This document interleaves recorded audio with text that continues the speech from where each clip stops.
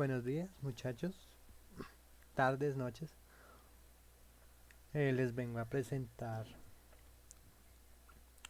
los años 1930 a 1939. Entonces, entre los eventos importantes tenemos la Gran Depresión, proclama la Segunda República Española, nace la Guerra Civil Española, se crea la Auschwitz, se crean los estados nacionalistas y por último la invasión a Polonia. La Gran Depresión, un golpe de realidad a los locos. La crisis detiene al mundo. Entonces, la Gran Depresión, recuerden que es la caída de la bolsa de Nueva York. Se detiene el mundo debido a eso y debido a condiciones climáticas adversas que afectaron tanto a los Estados Unidos como a diferentes países de Europa, pero el más conocido se llama el Dust Bowl o la cuenta de polvo, que siguió con el descalabro de las quiebras de bancos. Existió en esos años una incertidumbre que llegó hasta tal punto de retirar grandes sumas de dinero que obligó a muchas empresas cerrar y declararse insolventes. El número de bancarrotas alcanzó proporciones de epidemia en 1931 y más de 2.000 bancos se fueron a pique y eh, miles de millones de dólares que tenían depositados los clientes se perdieron. Entonces, el presidente de los Estados Unidos, Franklin Delano Roosevelt, creó el New Deal, que es un conjunto de medidas adoptadas por su gobierno para hacer frente a a los estragos, al caos que se creó después de la Gran Depresión. Fueron adoptadas desde en 1933, ya cuando la depresión se generalizó, y en 1937 ya se terminó el New Deal.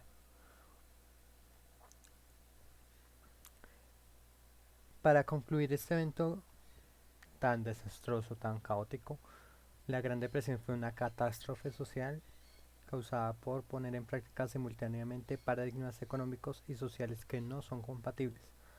Asimismo, los remedios contra la depresión se aplicaron con ineptitud y retraso y se necesitó toda la década para que el New Deal y el mensaje keynesiano fueran asimilados por los políticos. Pero no todos son malas noticias, muchachos. El, el Empire State Building comenzó a construirse en 1930 y este proyecto significa significó en su momento y significa hasta este momento el renacimiento de los Estados Unidos y simboliza que a pesar de la crisis todo se puede hacer. Entonces este edificio fue inaugurado desde la Casa Blanca, apretando un botón, en el 1 de mayo de 1931, después de 410 días de haber comenzado la obra. Entonces nace el Imperio Aéreo. El Imperio Aéreo comenzó gracias a los servicios de correo y ya que existía una gran cantidad de aviones de guerra que quedaron inutilizados después de la Primera Guerra Mundial y que pues, posteriormente fueron paulatinamente desde los 20 usados como medios de transporte, comenzando desde el correo y hasta el transporte de pasajeros. Pan Am o Pan American World Airways fue una aerolínea Fue la aerolínea internacional más importante de los Estados Unidos desde 1930, suponiendo, valiendo la redundancia, el nacimiento de un imperio aéreo. Em, esta compañía supuso o rompió muchos récords como llegar al sur con pasaje con correo, Suramérica, Chile, Argentina, Patagonia, en la época de 1930 donde literalmente era imposible. Este hidroavión, el Boeing 314, fue un hidroavión de largo alcance que lo construyó Boeing Airplane Company desde 1938 hasta el 46. Este avión fue el mayor transporte comercial fabricado en serie de todo el mundo. Podía transportar 74 pasajeros en 7 compartimientos y 10 tripulantes, entre ellos el piloto, copiloto y 8 azafatas. Tenía también un comedor para 14 personas y una suite nupcial en la parte trasera del avión, y en vuelos nocturnos tenía literas para alojar 40 pasajeros acostados. Esto que se supuso la expansión y la expansión de los medios de transporte y la reducción de las distancias, viajar más lejos por menos tiempo. Esto lo que hizo para el consumo fue recortar distancias y recortar aún más el tiempo de transmisión de la información. Es decir, el viaje que duraba una semana en barco transatlántico duraba solamente 3 días en avión. Lo que esto significa que las tendencias, la moda, todo lo que viniera de Europa a Estados Unidos y de ahí al resto del mundo, se recortó el tiempo. ¿Esto qué significó? El nacimiento del cine dorado, primero por la reducción, como dije anteriormente, de los tiempos de transmisión de la información y gracias a los premios Oscar. Los Oscar o premios de la Academia simbolizaron el impulso necesario para fortalecer y crear Hollywood, atrayendo a las nuevas estrellas y, y atrayendo de ahí, naciendo la sex symbol. Mae West fue la chica mala del Hollywood de los años 30. Fue la primera sex symbol oficial. Como se dijo anteriormente, sex symbol no es una no es una persona que atrae miradas, que muchas personas quieren aparentar ser y llegar a ser como esa persona. En 1950, como se hablará más adelante, toma un significado un poco distinto a lo que era el sex symbol de los 30. Que Mae West comenzó su lista de series de mujeres atrevidas que provocarían la ira de los sectores más puritanos de la sociedad, rompiendo estereotipos, márgenes, normas que la sociedad de esa época ya tenía estructuradas. Esta actriz siempre vestía con ropa ajustada, sedas aparatosas, sombreros desproporcionados. Esta actriz en sus papeles siempre se exhibía en poses, se exhibía como, no como premio, sino como algo por lo que luchar. Y provocaba a todos. Este video tiene algunas de las frases que rompían todo lo que anteriormente dije de las estructuras de la sociedad. Em, por otro lado, Hollywood necesita a Coco Chanel. Coco Chanel, como bien se sabe, es la diseñadora de modas por excelencia que rompió de manera consecutiva y paulatina lo que simbolizaba ser mujer y no que y Coco Chanel lo que hizo fue em,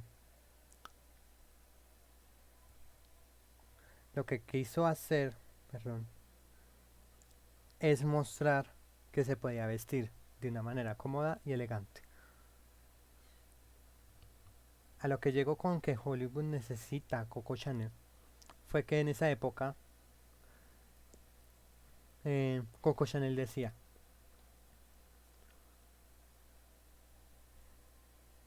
que los actores de Hollywood no tenían elegancia. Y eh, contando una anécdota, Samuel Goldwyn de Metro Goldwyn Records, Samuel Goldwyn, quien en esa época dirigía An United Artists, creía que las mujeres iban al cine a ver cómo se vestían otras mujeres. ¿Esto qué significa? Que el cine para esa época se convirtió como en una forma de ver cómo, cómo una persona, un famoso, se vestía para imitar en lo mayor posible la moda que traía y comprar la prenda necesaria para llegar a ser como ese personaje.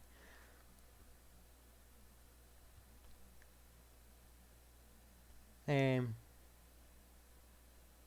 Después de la Gran Depresión, Coco Chanel vio la oportunidad en el cine para expandir sus diseños y vio en el cine una oportunidad grande para comprar, para vender, si se puede decir, una nueva forma de vestir con más elegancia y Samuel Goldwyn vio a Chanel y dijo que ella traería clase a Hollywood. Entonces, entre la moda del cine,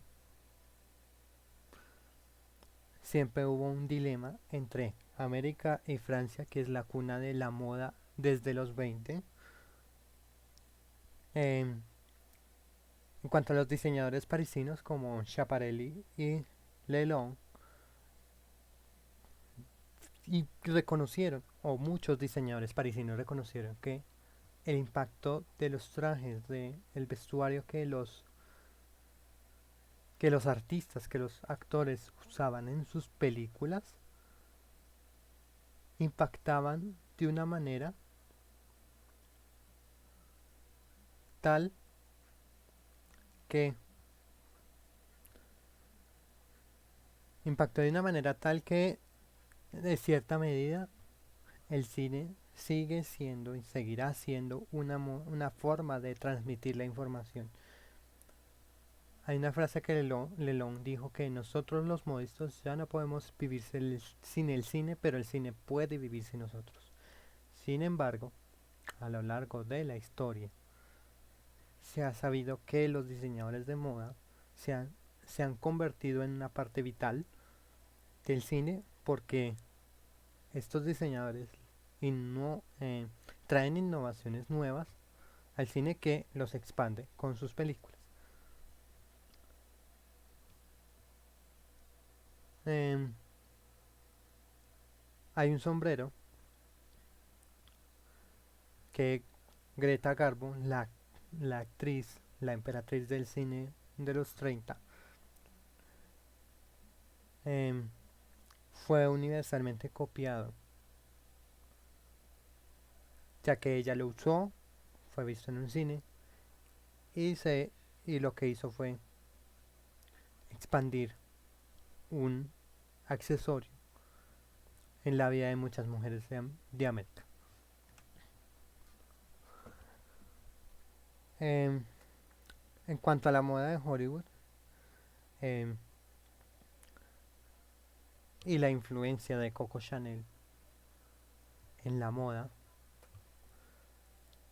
se dice que siempre los 30 serán la época de mayor elegancia del Hollywood, ya que los engorrosos, se puede decir así, diseños sueltos de los 20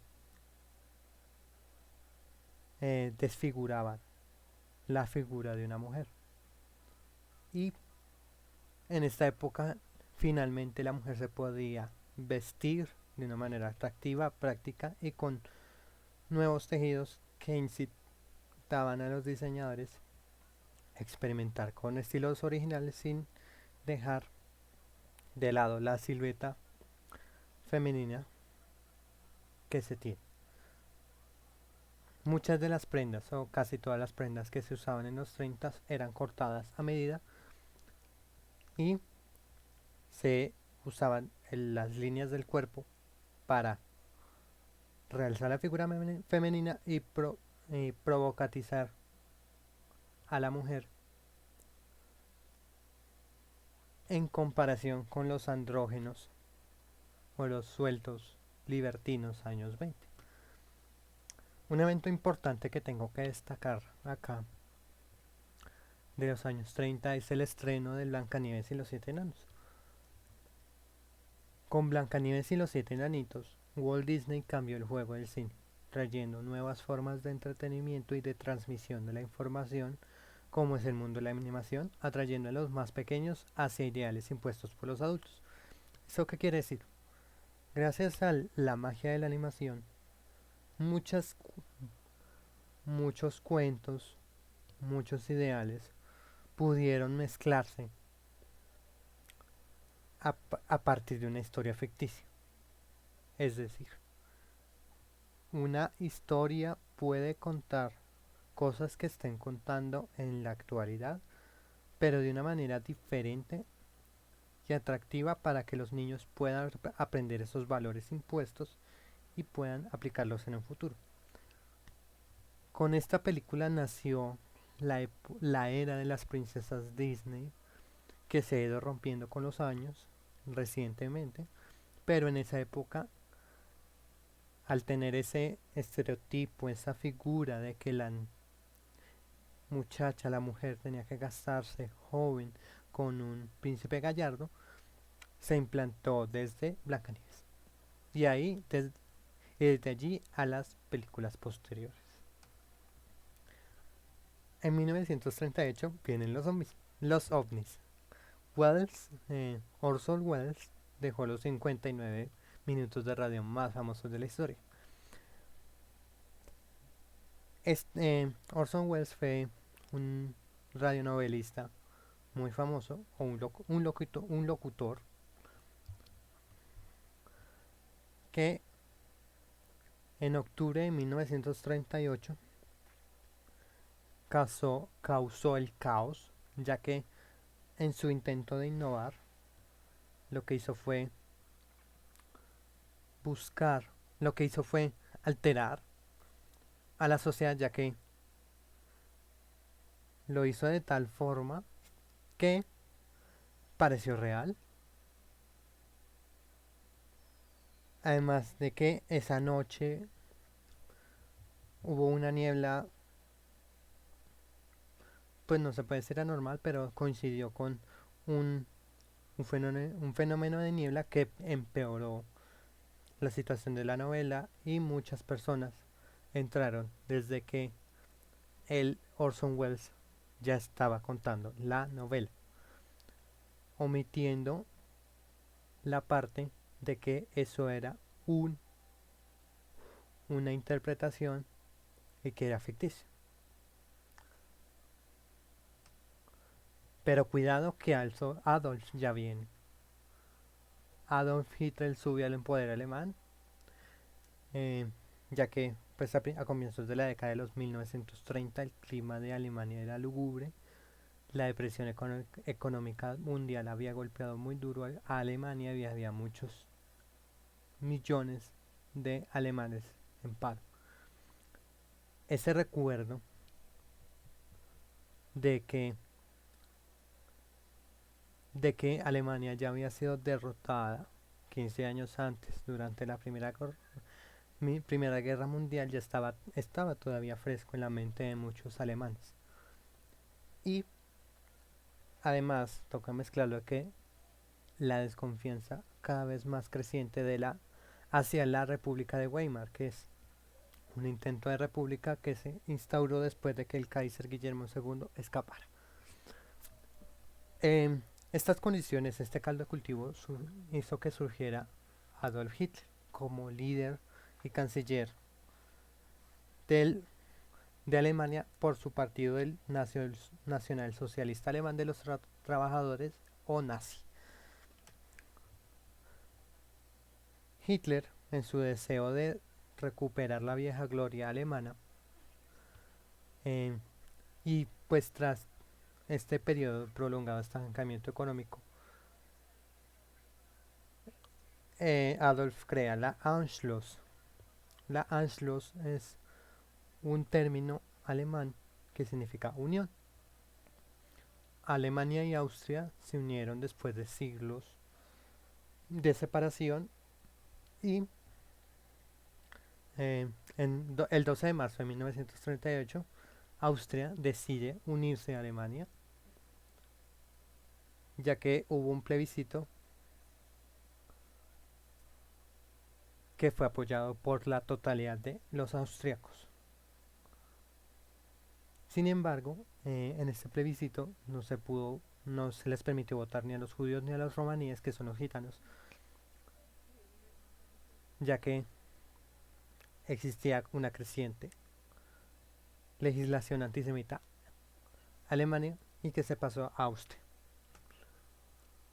Entonces ahí surge el nuevo éxodo judío, el pogrom del Kristallnacht, la noche de los vidrios rotos de noviembre de 1938, afectó de manera seria a Austria, ya que la mayoría de las sinagogas de Viena fueron destruidas y quemadas a la vista de los cuerpos de bomberos y del público.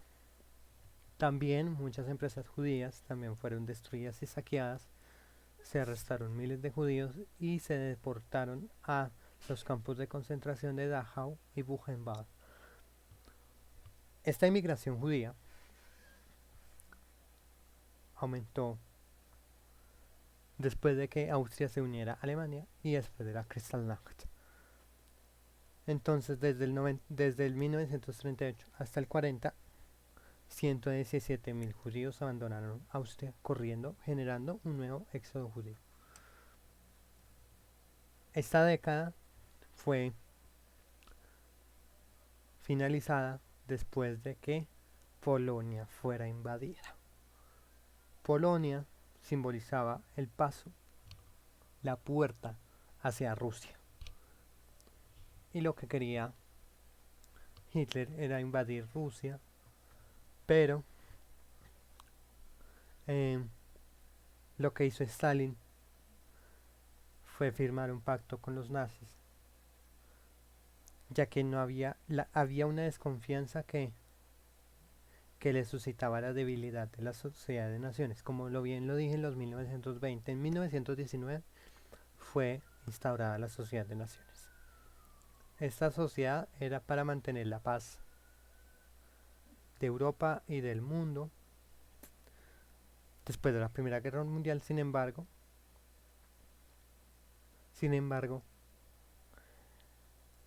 Stalin y Hitler firmaron un pacto llamado Política de Apaciguamiento, que era para tratar de mantener la calma entre estas dos naciones. Sin embargo, el pacto de Múnich en 1938 demostraba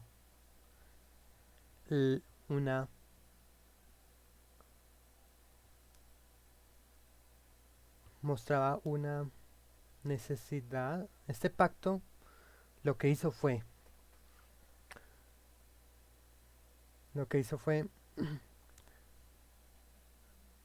unirse Rusia y Alemania unidas contra Reino Unido, Francia e Italia, que en ese momento estaba con las sociedades, las potencias occidentales. Pero aquí estalla la Segunda Guerra Mundial, que es otro episodio para otra exposición que ya fue hecha. Entonces, entre los recomendados que les dejo, uno se llama Lo que el viento se llevó, otro lo que se llama Tiempos Modernos, una película que se llama Freaks, la primera película histórica que fue Cleopatra en 1934 y King Kong, que fue la primera película de ¿de qué? De fantasía que existió. Muchas gracias, espero disfruten esta exposición, nos vemos en la siguiente clase. Bye.